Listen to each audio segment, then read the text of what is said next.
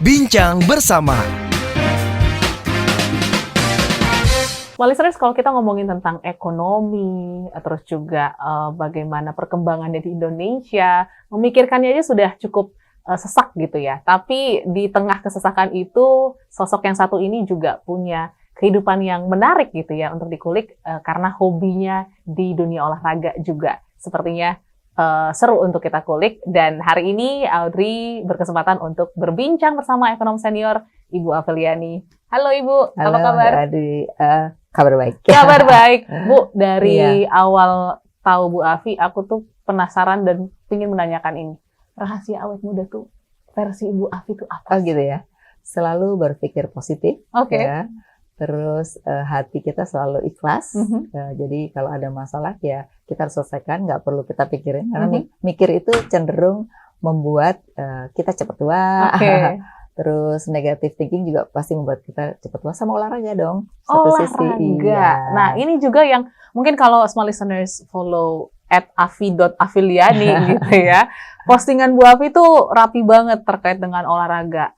Mungkin kalau misalnya ngelihat sepeda ya Bu ya. Terus juga lari. Nah, sebenarnya kita penasaran gitu, nggak banyak gitu ya orang-orang yang mungkin sudah masuki usia yang manula. biasanya Katanya manula tuh di Indonesia 60 usia ke yang atas. senior gitu ya Bu ya. Iya. Menghabiskan waktu yang cukup banyak gitu untuk berolahraga. Bahkan kemarin terakhir Berlin Marathon 42 km. Saya aja nggak kebayang gitu. Gimana awal mulanya Bu Afi jatuh cinta dengan dunia olahraga? Awalnya sih saya dulu tuh jarang olahraga ya. Olahraga tuh sekali-sekali main volley ikut-ikutan, tapi nggak rutin gitu ya. Nah yang rutin itu pertama pada saat pandemi, di mana saya kena COVID. Nah kalau kena COVID kan harus keluar jam 9 pagi, harus jalan gitu ya. Terus lama-lama temen ngajakin sepedahan nih gitu. Aku coba, terus ketagihan kan, udah sepedahan. Terus habis sepedahan diajak lagi lari gitu. Ada komunitasnya juga, ketagihan juga gitu. Tapi di luar itu sih sebenarnya saya udah pernah mikir gini, ngelihat orang di usia 60 rata-rata orang tuh udah jalannya susah.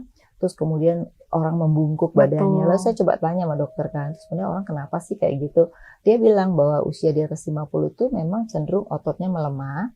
Kemudian cenderung kalau dia nggak berolahraga, cenderung makin bungkuk. Gitu. Makanya kalau kita lihat banyak orang yang bungkuk padahal sehat tapi bungkuk ya gitu secara fisik dan mentalnya.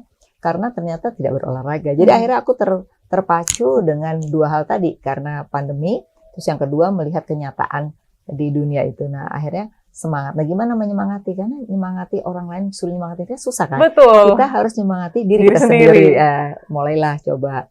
Nah waktu lari itu teman ngajakin, udah deh kita daftar Chicago dapet gitu loh. Nah jadi tuh kayak kepepet sebenarnya ya. Nah akhirnya kita coba, ketagihan.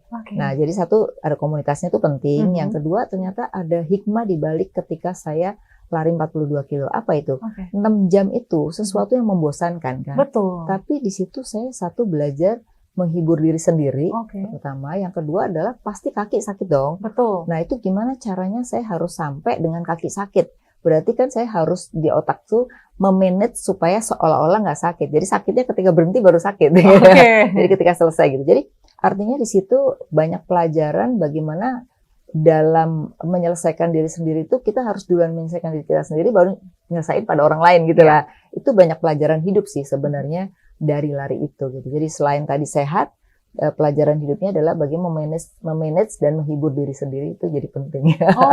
Jadi penasaran kalau full marathon gitu, Bu Afi, apa sih yang dipikirkan selama lari itu sampai finish? Jadi kita jangan mikirin kapan selesainya gitu, tapi di sekitar kita tuh kan banyak orang cheering kan. Jadi kita merasa bahwa orang itu sedang menghibur kita gitu. Jadi rasanya tuh kita ketawa-tawa aja. Jadi kalau Anda lihat video-video saya, kadang kebetulan saya kemarin bawa orang yang videoin gitu ya. Jadi sepanjang jalan aku ketawa-tawa terus gitu. Kenapa? Orang bilang kok nggak capek gitu.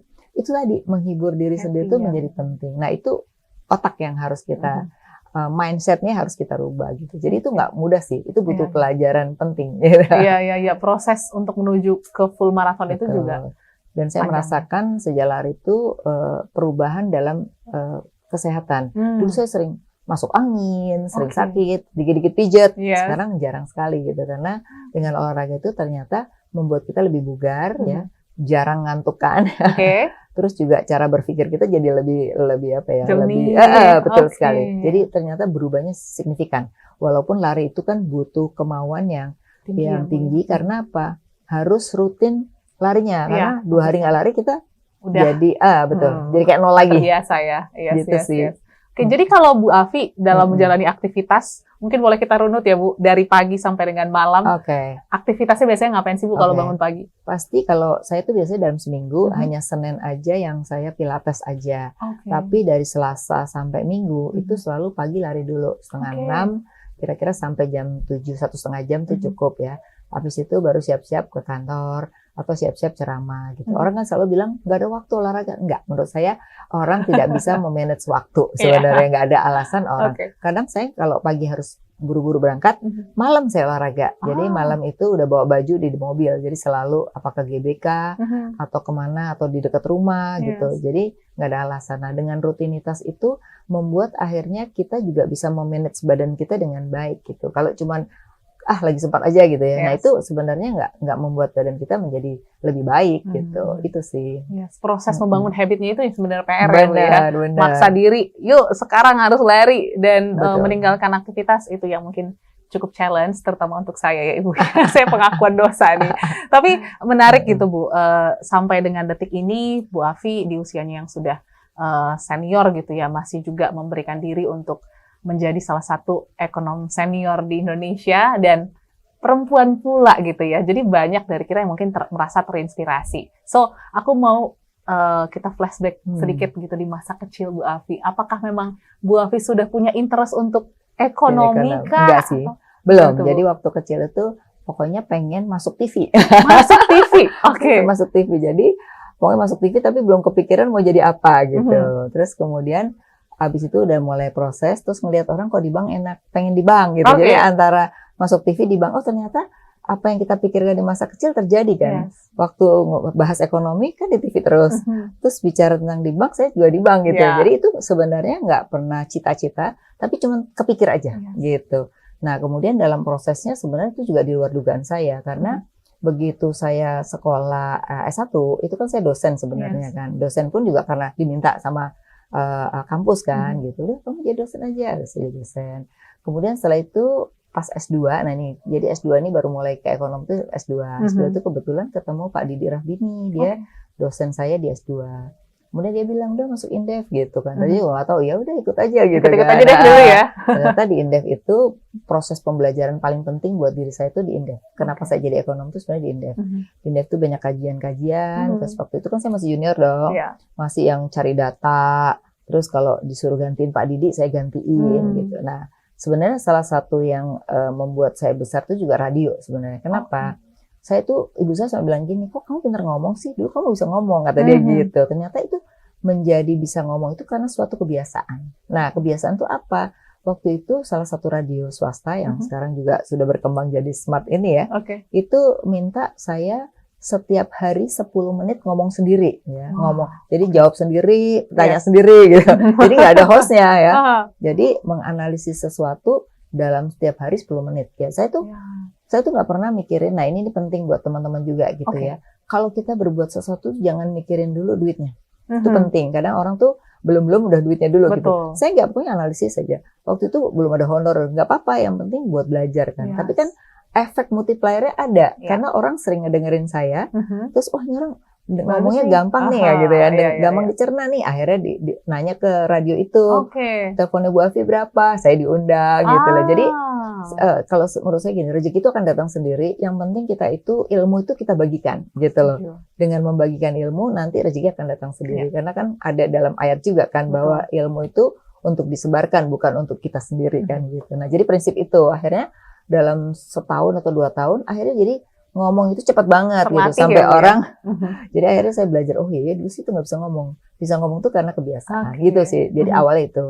Nah kemudian udah kan dari mulai radio, kemudian mulai TV tuh. Waktu itu kebetulan saya diminta tolong sama orang, kamu jadi pura-pura jadi tamunya, yang dites tuh orang itu, Pak Rizal Ramli waktu itu.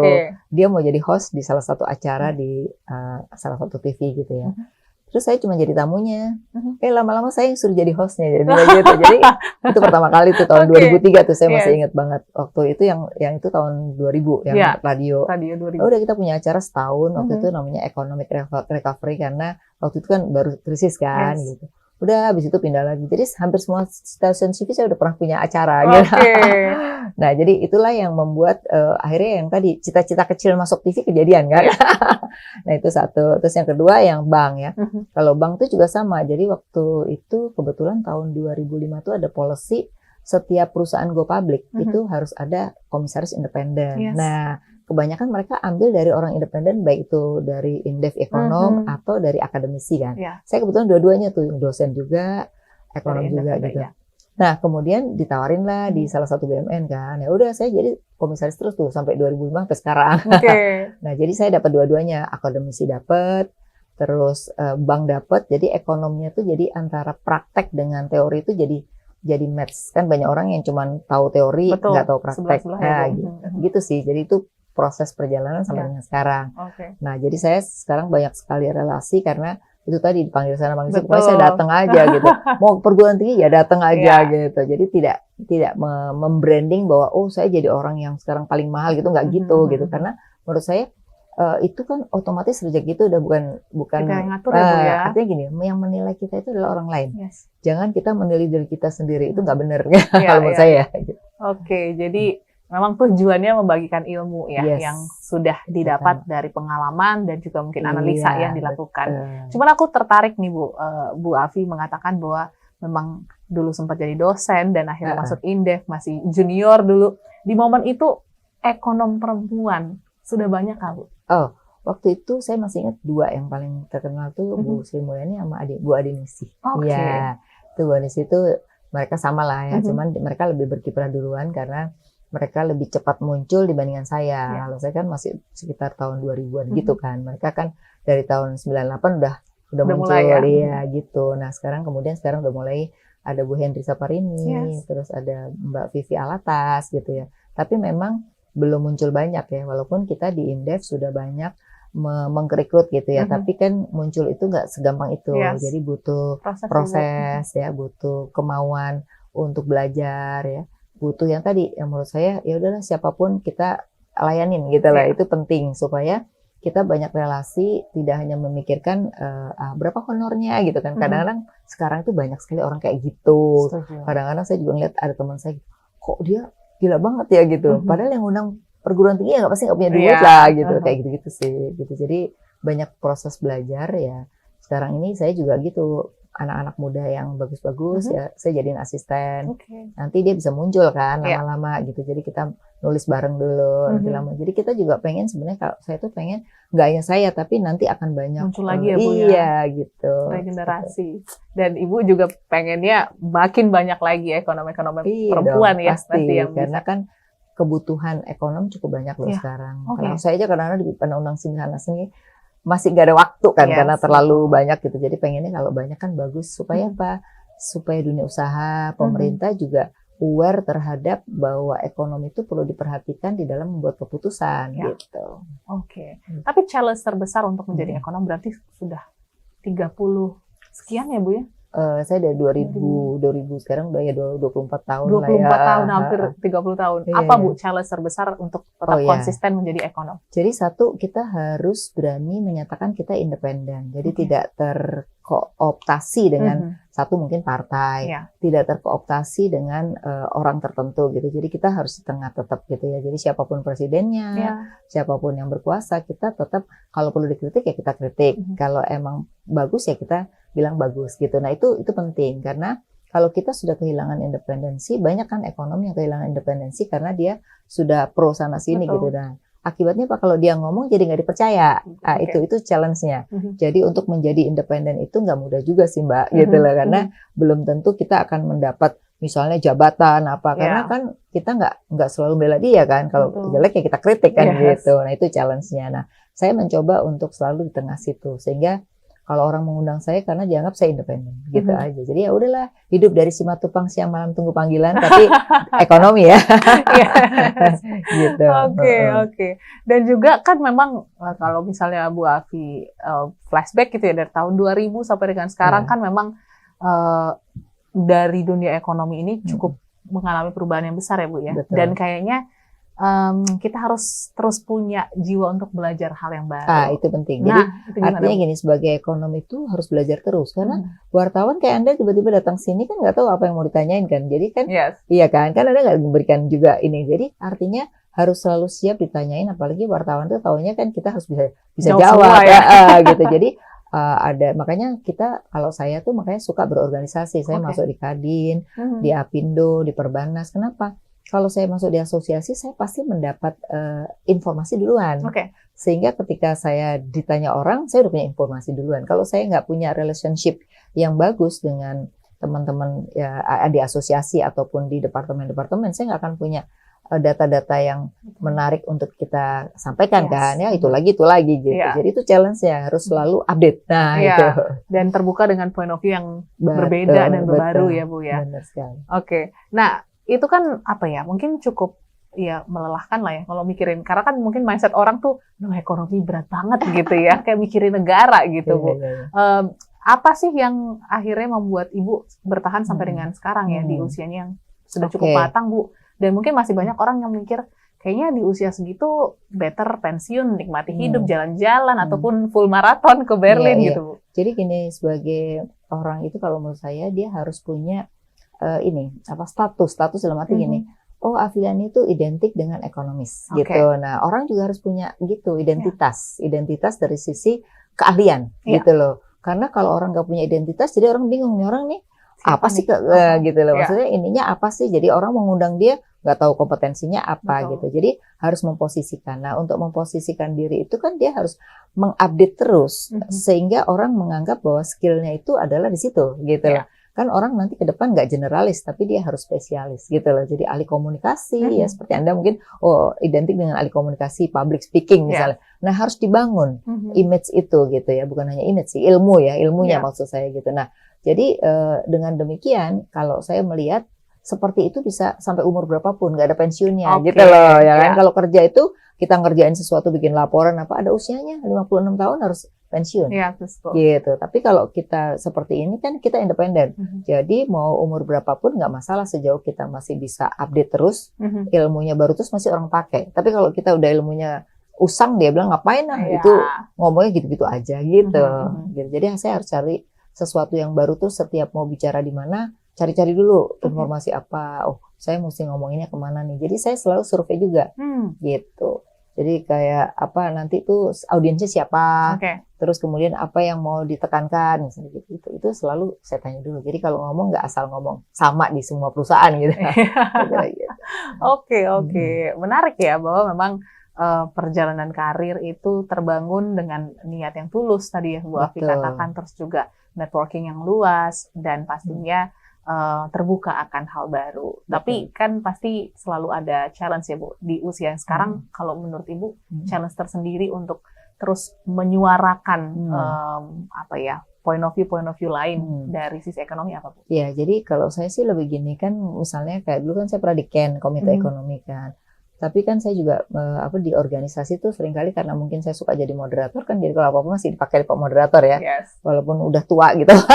Tapi kan kadang-kadang nggak mudah untuk menyambungkan satu topik dengan topik yang lain kalau orang nggak memahami gitu ya. Jadi saya masih sering dipakai juga gitu ya, untuk kayak kemarin debat calon presiden di Kadin kan kebetulan gitu. Terus misalnya untuk membicarakan suatu topik yang saya yang lebih muncul gitu. Kenapa? Karena saya menguasai gitu. Jadi ya orang lebih positioning kayak gitu sih gitu ya. Nah challenge-nya apa? Menurut saya sih sampai saat ini kebetulan orang tuh masih percaya dengan saya. Jadi dimasukin organisasi apa aja oke aja gitu ya. Ya itu tadi karena saya tuh tidak punya. Nah ambisi tuh saya nggak punya. Maksudnya gini, saya pengen ini pengen nggak. Saya bilang apa yang gini, kesempatan nggak akan 2 kali datang. Ya apa yang ditawarkan tinggal saya terima apa nggak terima gitu. Nah selalu saya tuh mendapat kesempatan yang sebenarnya nggak pernah saya pikirkan gitu. Jadi saya lebih suka surprise daripada saya ambisi tapi nggak tercapai. Nah itu karena kalau kita terlalu banyak keinginan nggak akan tercapai. Tapi kalau kita mensyukuri, ternyata datang terus gitu. Itu aja sih prinsipnya gitu. Jadi makanya saya menikmati. Jadi menikmati itu tidak harus selalu jalan-jalan kan. Menikmati ilmu kita di-sharingkan pada orang gitu ya.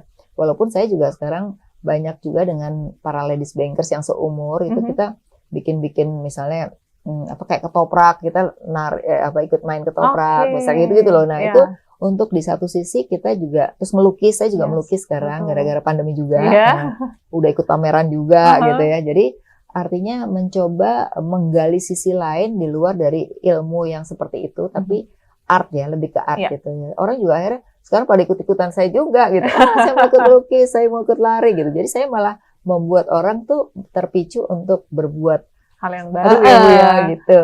Oke.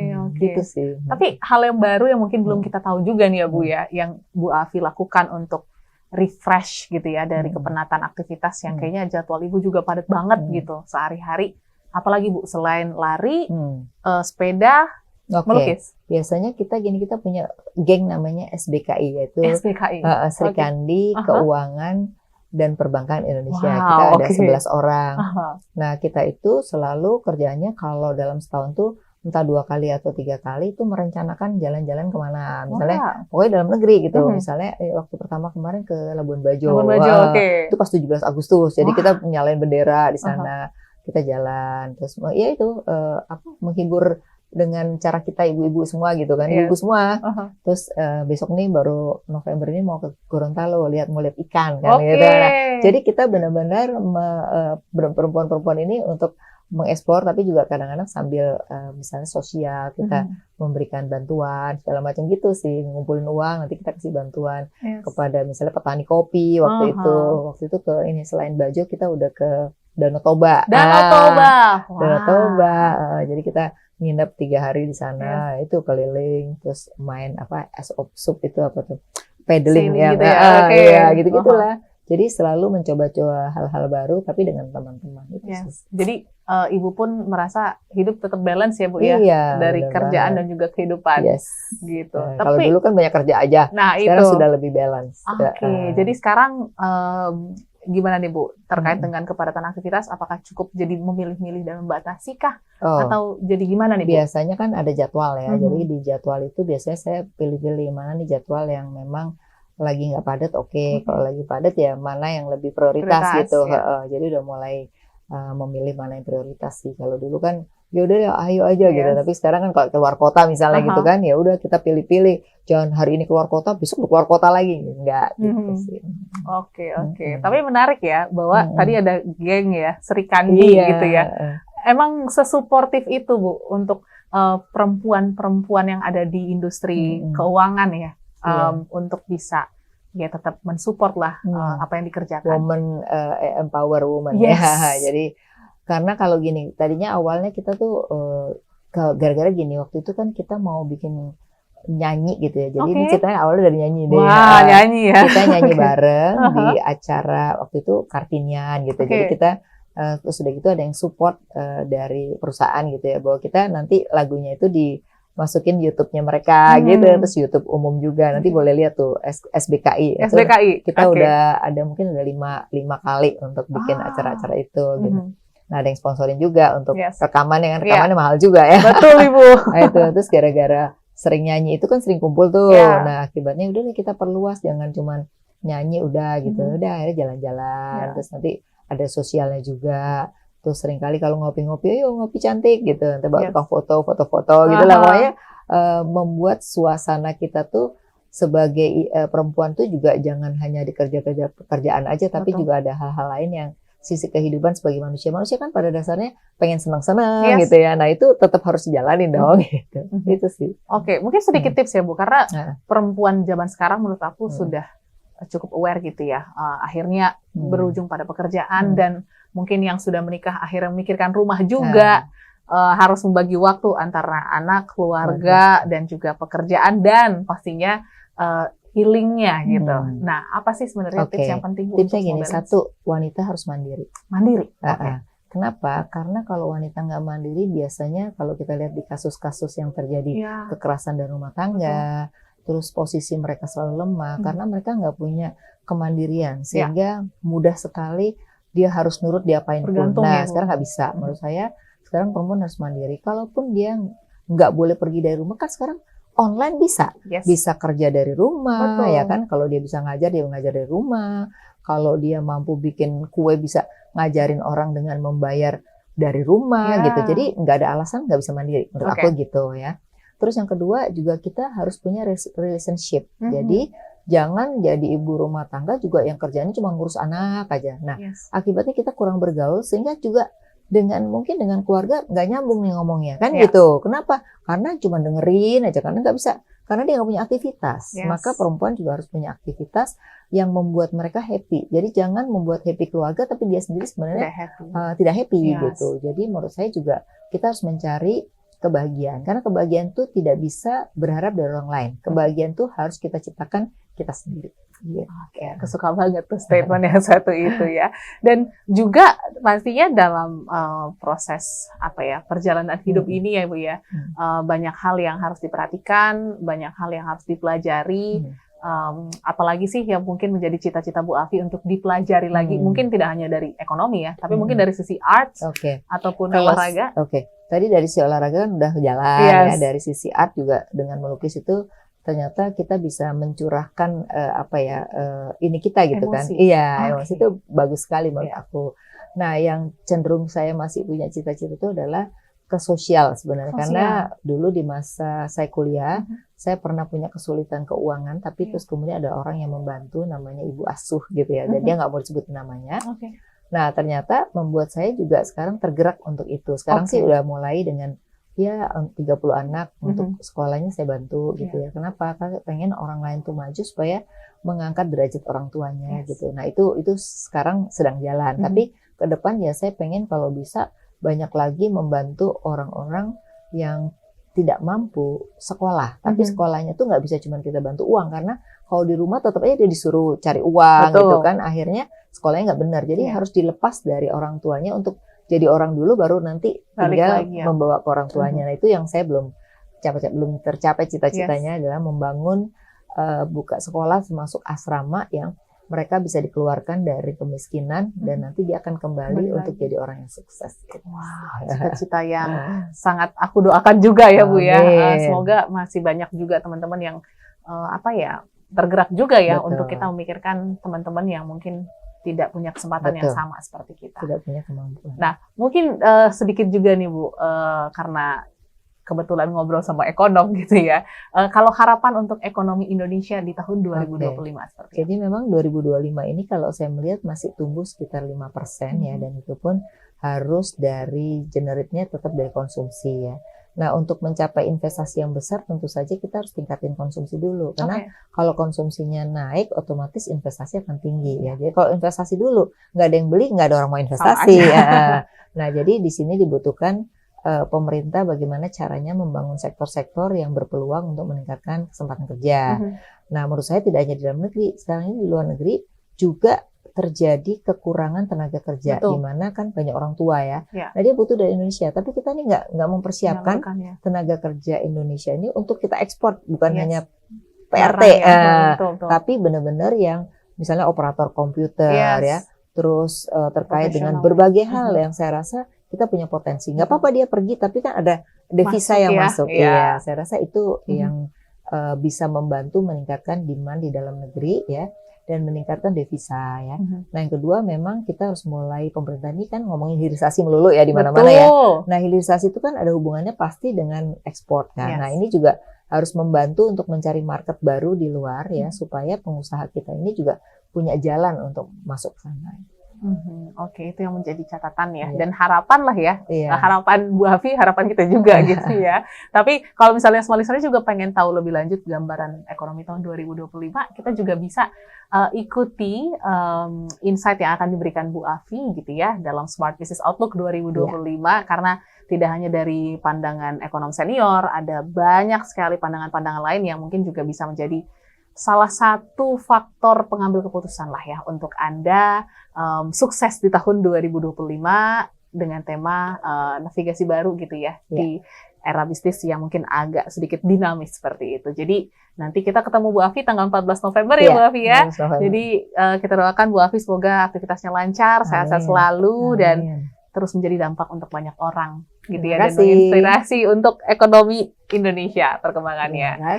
Dan listener juga ditunggu di Smart Business Outlook 2025 tanggal 14 November. Info lengkapnya silakan cek di Instagram kami di @radiosmartfm959. Kami pamit, sampai jumpa dan sukses untuk Anda. Bincang bersama